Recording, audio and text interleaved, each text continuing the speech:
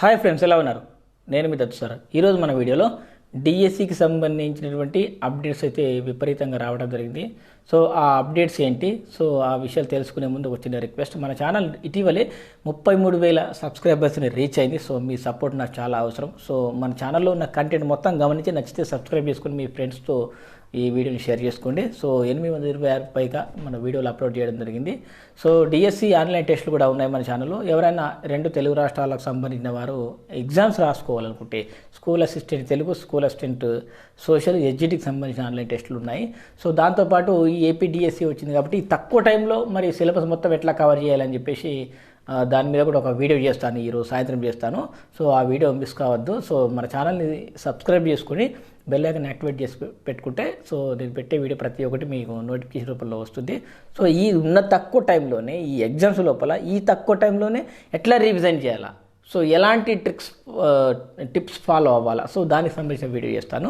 So ఇక AP తెలంగాణకు సంబంధించిన అభ్యర్థులు స్కూల్ అసిస్టెంట్ తెలుగు, సోషల్, ఎస్జిటికి సంబంధించి సో ఆన్లైన్ టెస్ట్ రాయాలంటే ఈ నెంబర్కు హాయ్ అని మెసేజ్ పెట్టండి.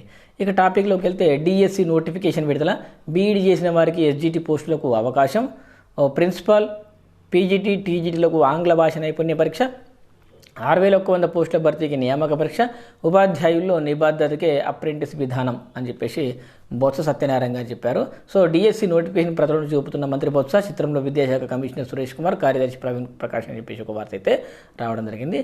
సో డిఎస్సి నోటిఫికేషన్లో మరి ఉపాధ్యాయ ఖాళీలు ఏవి అని చెప్పేసి మనం చూసుకున్నట్టయితే ఏ జిల్లాకి ఎన్ని పోస్టులు మరి కేటాయించారో చూద్దాం. సో ఎస్జిటి పోస్టులు అన్ని జిల్లాలకు కలిపి మొత్తం 2,280 పోస్టులు ఉన్నాయి. స్కూల్ అసిస్టెంట్ 2,299 పోస్టులు, టీజీటీ పోస్టులు 1,264 పోస్టులు ఉన్నాయి.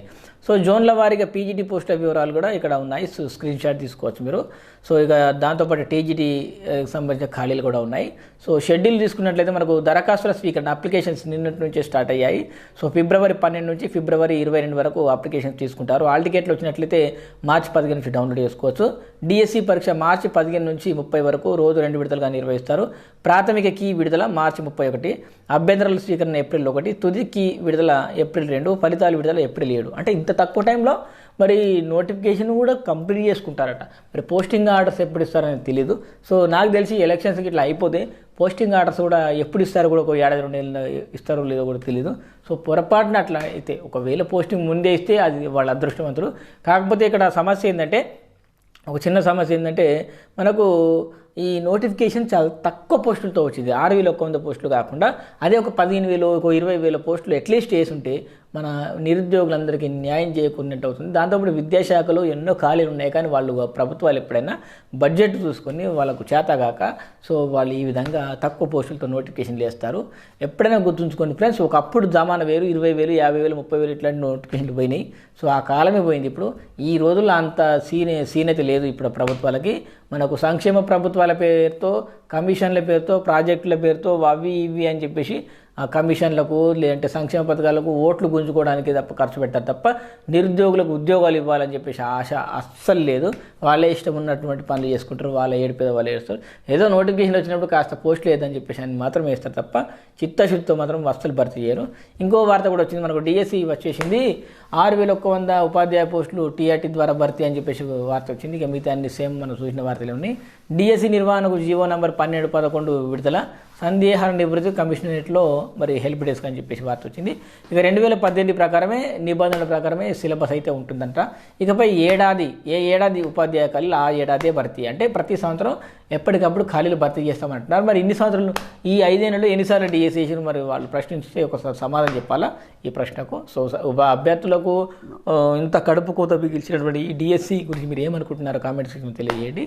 సో ఓవరాల్గా అయితే మనకు ఏ జిల్లాలో ఎన్ని ఖాళీలు ఉన్నాయి ఉమ్మడి జిల్లాల వారీగా, సో అవన్నీ ఇక్కడ ఇవ్వడం జరిగింది.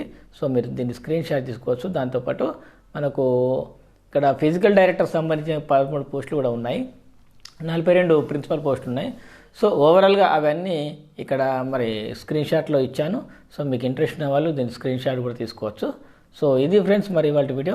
ఈ వీడియో కనుక మీకు నచ్చినట్లయితే డెఫినెట్గా లైక్ చేయండి, షేర్ చేయండి, కామెంట్ చేయండి. మన ఛానల్లో 2 రాష్ట్రాలకు సంబంధించిన ఉపాధ్యాయ ఉద్యోగాలకు సంబంధించి అన్ని జాబ్ అప్డేట్స్ మన ఛానల్లో వస్తాయి.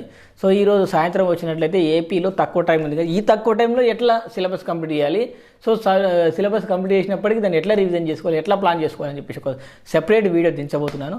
సో ఆ వీడియో మీరు మిస్ కాకుండా ఉండాలంటే మన ఛానల్ని సబ్స్క్రైబ్ చేసుకొని పక్కనే ఉన్న బెల్ ఐకాన్ని యాక్టివేట్ చేసుకోండి. సో ఇది ఫ్రెండ్స్ ఇవాళ video. Thanks for watching. Bye.